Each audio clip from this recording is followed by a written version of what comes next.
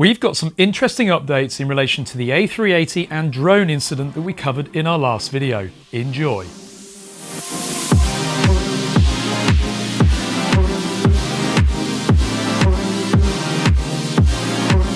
Hi, I'm Ash from DroningON. Now, our last video on this incident is now approaching or maybe beyond 40,000 views with hundreds of reactions. I have loved reading every interaction and responding to almost every single comment as well. Lots of new questions have arisen and some even still think that the footage is fake, but that seems largely to do with those viewers simply not watching, listening to or understanding our first analysis video, and so we'll cover off a few points in more detail in this video.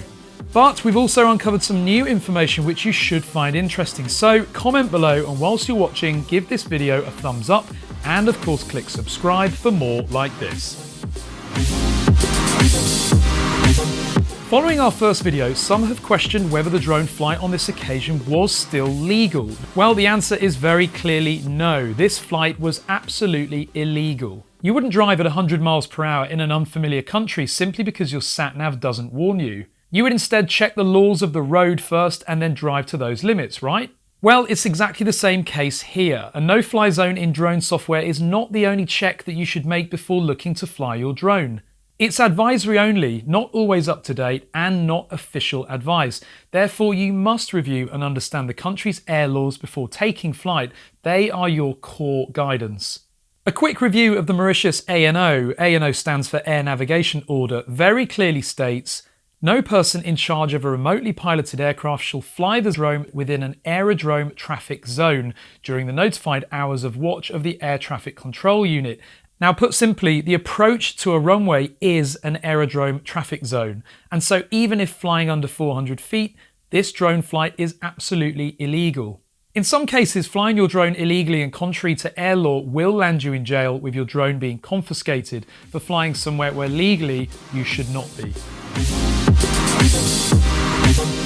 Now, one strange point that commentators keep very confidently mentioning in the comments is that the runway is apparently too small for an Airbus A380. Well, my advice is to please do some research before making comments which are simply wrong. The Airbus A380 under Emirates flies in and out of Mauritius on a double daily basis. A simple Google search will take you to the Airbus page which confirms this, as well as an Emirates article showing the double daily flights. So to all of those apparent A380 and runway length experts, you are wrong, and please think twice before commenting so confidently. Now, we did cover this in the first video, but one of the common claims that this is still fake is that the drone remained stable after the plane passed it.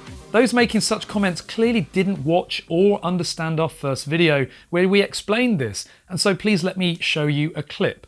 As we explained in the first video, wake turbulence does not ascend, it descends. That means going down instead of up. That's how these guys in the clip were able to fly directly behind the A380 without being thrown around, only because they are above the plane when doing so, just as the drone was above the plane as it passes. But if you own a drone, then you'll know just how capable mechanical gimbals are, and it's only if you really erratically throw the drone around that you'll see that in the end footage. The fact is, where this drone was sat, it would not have been affected by wake turbulence.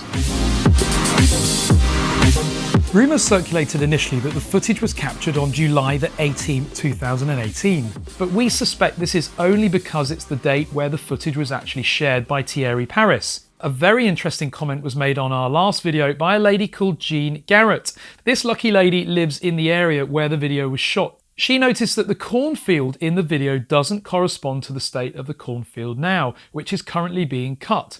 That means that the footage is old, possibly a year or more. So we still don't know when the footage was actually shot, but safe to say it wasn't recent. A point that I didn't mention in my first video is the digital zoom out that we see in the footage. The zoom appears towards the beginning of the video, where the drone is focusing on the runway.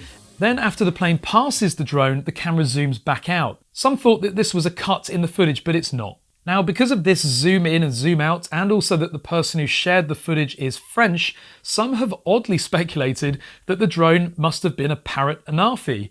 Now, Parrot are a French company, but this random suggestion is wildly unevidenced. The DJI Mavic and other drones also have digital zoom, accessed simply by pinching on the screen of the app. Therefore, just because the clip zooms in and out, it does not mean that the drone is an Anafi.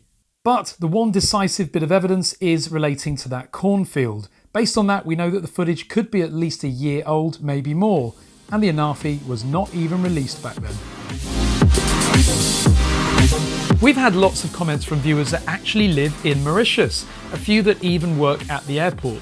Many of them seem unsurprised about this incident and state that they see drones very often on the island, flying in places where they shouldn't. Some have even commented that the Mauritian authorities just don't really care and haven't made any efforts to control drone safety on their island, besides amendments to the ANO. This incident will hopefully be a lesson learned. More education for tourists and locals is clearly needed there, and we have heard from locals that the government are actually investigating this incident now. No doubt that Thierry Paris will be the initial focus of that investigation.